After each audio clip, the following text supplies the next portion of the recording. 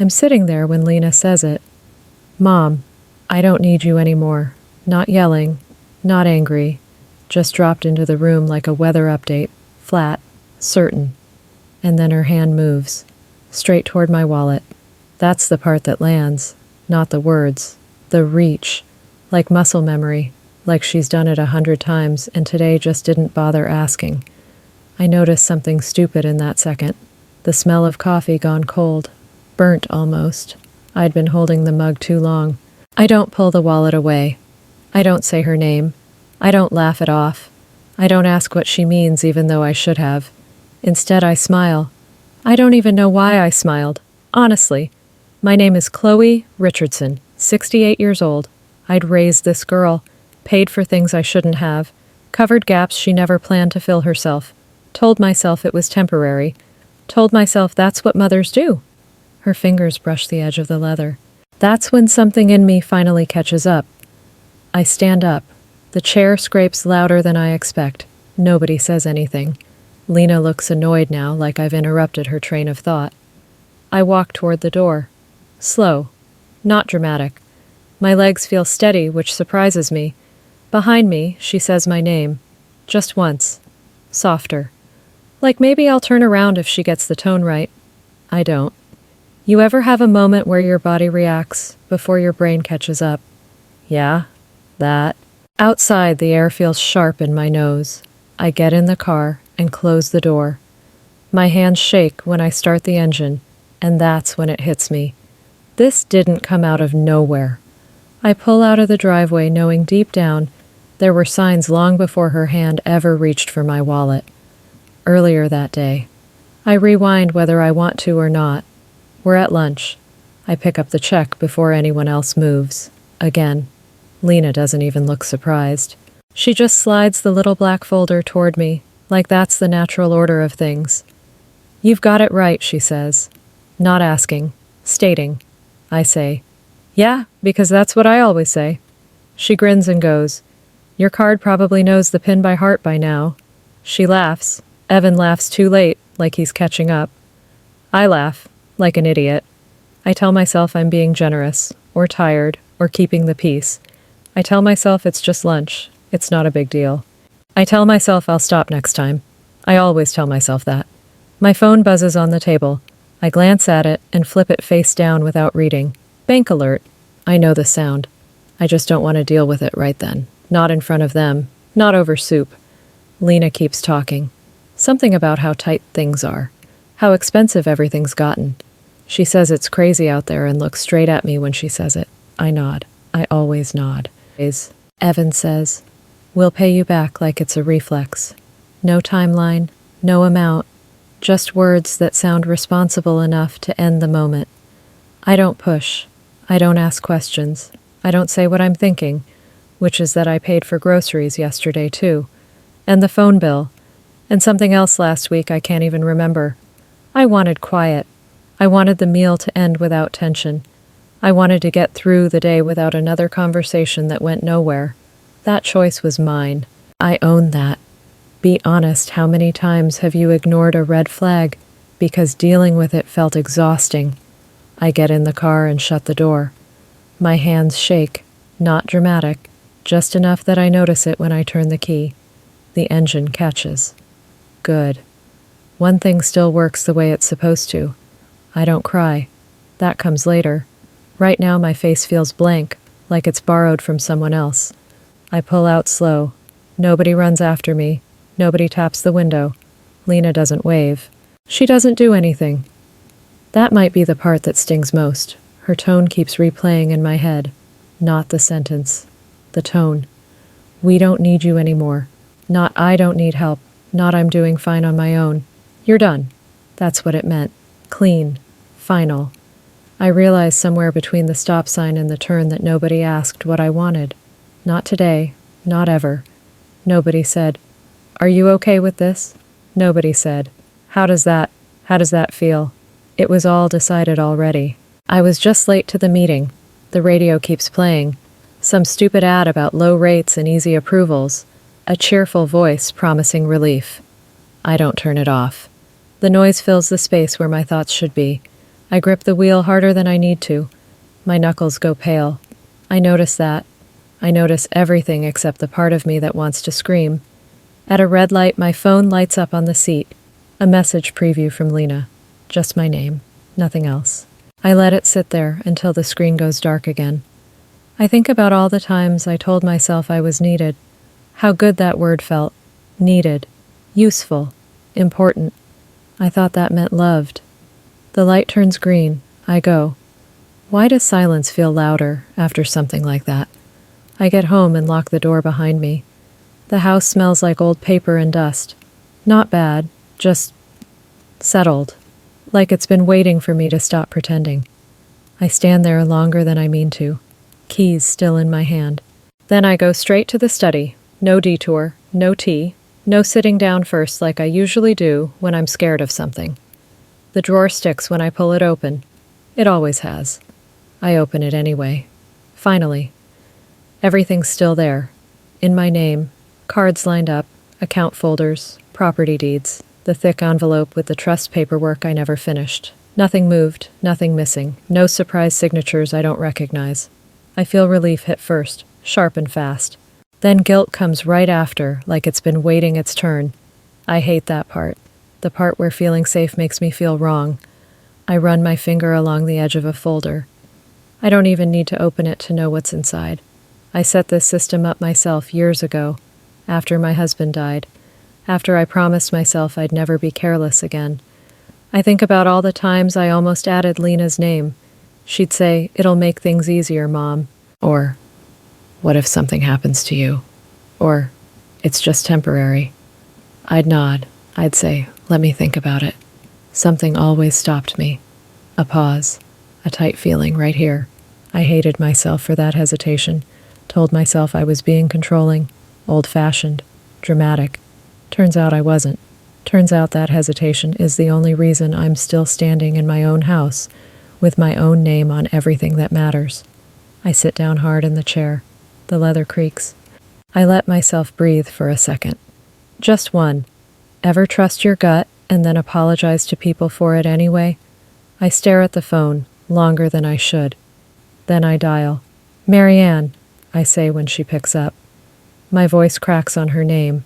I hate that. I might be overreacting. She doesn't rush in to save me from myself. She just says, "Tell me what happened." I tell her.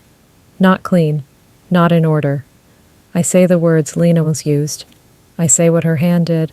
I say how stupid I feel admitting this out loud. I wait for Marianne to tell me to calm down, to give it time, to talk it out. She doesn't. She listens. That's worse somehow. "Let's walk through it," she says. Who's authorized on what I open the drawer again? I read names. I read permissions I barely remember agreeing to. I say that one was supposed to be temporary. I say it more than once. Marianne doesn't comment. She just keeps asking. Accounts, cards, auto payments. The cabin maintenance line that somehow ended up linked to Lena's household expenses after one weekend visit. The tuition account I set up because it felt like helping, not enabling. When we finish, there's a pause. Then she says, "We can fix this today." Just like that. No drama, no judgment. That sentence lands harder than Lena's did. Fix this. Today. I feel my shoulders drop. I didn't realize how tight they were. At the same time, shame crawls up my throat, because part of me still wants permission, still wants someone to say I'm not being cruel. Marianne says, "This is about access, not punishment." I nod, even though she can't see me. We end the call with a list and a timeline. I set the phone down and sit there staring at my hands. I feel powerful, and embarrassed, and steadier than I have in weeks. Is it still standing up for yourself if it feels ugly while you do it? The notifications hit her before they hit me. I know that without seeing them. I can feel the timing of it in my chest. I'm at the kitchen counter when my phone buzzes. I look at the screen and set it face down again. I already know what it says. Marianne warned me there would be a delay between changes and fallout. She called it a lag, like this is a system, not a family. Later, I find out the tuition payment didn't go through. The automatic transfer failed overnight. That one stings even now. I set that account up years ago with good intentions and bad boundaries. I told myself education was different. That one felt harder to undo. Then there's the gas station. Lena tells me later, not kindly. My card declined in front of everyone, she says. Like that's the real crime here. Like embarrassment is worse than entitlement. I imagine her face for half a second.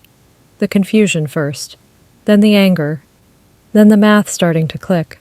I stop myself there. I don't want to rehearse it. I've spent too many years imagining her reactions, instead of paying attention to my own. I make toast. I leave it in too long. The edges go dark. I scrape them with a knife and eat it anyway. It tastes like nothing. My phone buzzes again. And again. I don't look. I don't want to see her name. I don't want to see Evan's either. I already know what they'll say. That I blindsided them. That I'm overreacting. That this could have been a conversation. I don't check my phone for hours. Not because I'm strong. Because I'm scared of what I'll feel if I do. Somewhere between the second piece of toast and the quiet settling in, I realize my stomach hurts. Not from hunger. From relief. Real relief. The kind that loosens something inside you. That scares me more than the anger ever did. Why does relief sometimes feel like guilt wearing a mask? The knock is hard. Not polite. Not unsure. I open the door, and Lena's eyes go straight past me, like she's already decided this conversation happens inside, like she still owns that right. You embarrassed me, she says. No, hello? No pause. Do you have any idea what you did? I step aside just enough to block the doorway. I don't raise my voice. I don't move out of her way either. She laughs once sharp. So you're really doing this. I say, you came here to yell or to understand. That stops her for half a second. Then the anger comes back harder. My card declined at a gas station, she says. People were staring. I had to call Evan. The tuition payment bounced. Do you know how that makes me look? I nod. Just once. She takes that as permission. You could have talked to me. You didn't have to go nuclear. I don't argue. I don't defend myself. I walk to the table and pick up the folder I left there this morning. I hand it to her. She takes it without hesitation, like she expects some apology letter inside. She flips the first page, then the second. The sound changes. Faster. Sharper. Her mouth shuts. I watch her eyes move. Dates. Amounts. Notes. The grocery charges that weren't groceries. The subscriptions. The cabin expenses. The tuition transfers. $200,000 over time, not counting interest. I didn't know it was that much, she says. Quieter now. I don't say anything. She looks up like she's waiting for me to soften it. Explain it away. Tell her it's fine. I don't. Her face does something I haven't seen before. It folds inward. Not shame, exactly. Recognition. She closes the folder and sets it down carefully, like it might bite her if she drops it. This isn't how family treats each other, she says. But the words don't have the same weight anymore. I meet her eyes. I still don't speak. She leaves without slamming the door. That's how I know it hit. Does seeing it written down make it real, or just impossible, to deny? She posts online the same night. I don't see it right away. Someone else sends it to me with no comment, which feels like a comment. The line jumps out anyway. Some parents use money to control. No name, no context.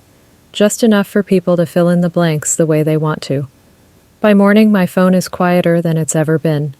2 friends I talk to every week don't call. One sends a thumbs up emoji to something I texted yesterday, like that's enough to end a conversation. Evan texts once. It's short, sharp. You didn't have to humiliate her like this. I read it twice. I don't reply. I start typing something anyway, then delete it, then type again, then stop. I don't owe explanations to people who were fine with the arrangement when it benefited them. Marianne calls to say the letters are ready. Certified. Clean. Boring in the way that means serious. Once these go out, she says there's no confusion anymore. Send them, I say. My voice surprises me. It doesn't shake. After that, I turn my phone off. Not dramatically. I just press the button and set it down like I'm done for the day. The house goes quiet in a way it hasn't in years. No buzzing. No alerts. No little demands disguised as emergencies. I sit there longer than I planned to. The quiet presses in. It feels earned. It also feels lonely. Both things can be true. I let them be. I think about how fast the story flipped, how quickly I went from helpful to heartless, from generous to controlling. Why do people call you cruel the moment you stop paying? I sell the house faster than I expect to. The realtor keeps saying things like, "It has good bones, and families love this neighborhood." I nod and let her talk. I don't correct her. This place was built for a family. It just stopped being one. When I start packing, I realize how much of my life was stored for other people. Extra plates, extra chairs, clothes I kept because someone once said they liked them. I keep less than I thought I would. That part surprises me. There's a box with old cards at the bottom of a closet. Birthday cards, thank yous. Some apology notes that never quite apologized. The box smells like dust and paper that's been handled too many times. I flip through a few, then tape it shut without finishing. The new place is smaller. 1 bedroom, 1 bathroom. That's it. The landlord shows me the space and says it's quiet here. Like it's a selling point. It is. There's no guest room. I notice that right away. I wait for the pinch of guilt. It doesn't come. That feels intentional. Like a decision I didn't know I was allowed to make. The first night, Lena calls my old number. I know because it rings on a phone that's already boxed up. I let it ring until it stops. The next day, I change my number. I don't announce it. I don't explain. I just do it. I tell myself I'll share it later. When things cool down. When I'm ready. I don't know what ready even means anymore. A neighbor introduces herself while I'm carrying in a lamp. She says, "Let me know if you need anything." I say thanks. That's all. No backstory. No context. It feels good to be unknown. That night, I sit on the edge of the bed and realize something else. I'm not bracing for a knock. Not waiting for someone to need me. The quiet stretches out. It doesn't demand anything. Is it freedom? If you also lose people along the way?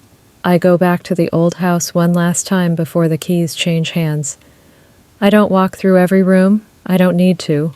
I know where things were, where they stopped being used. I leave a note on the counter. Short. 1 sentence.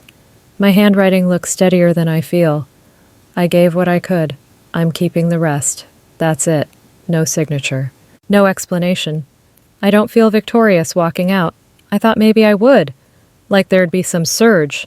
Relief with fireworks. Instead, I feel unfinished. Like I closed a door but didn't decide what room I'm in now. Some nights I miss her. I'll be honest about that. I'll hear a laugh that sounds like hers at the grocery store, or see a jacket she would have liked, and my chest tightens before I can stop it. Then I remember the reach, the way her hand moved without asking. That memory comes back fast. It always does. I don't know if I'd do it all the same again. That's the part people don't like hearing. I wish it were cleaner. I wish I could say I'd never hesitate. But I hesitate. I still do. What I do know is this: I haven't reopened a single account. Marianne checks in once to confirm everything's settled. "You did what you needed to do," she says. I say I think so. That's as close as I get to certainty. I start writing things down now, not budgets. Not plans, just thoughts. Stuff I used to swallow, because it was easier. If there's one thing I've learned, it's that silence costs more than people admit. You just don't see the bill until much later. If you're listening to this, and you're in a place where giving feels automatic, where paying feels like love, I'll say this gently. Pause. Check the drawer. Ask yourself who still has access to you and why. And if I called you tomorrow and asked what I should do next, what would you tell me? Leave a comment. I'm still figuring it out.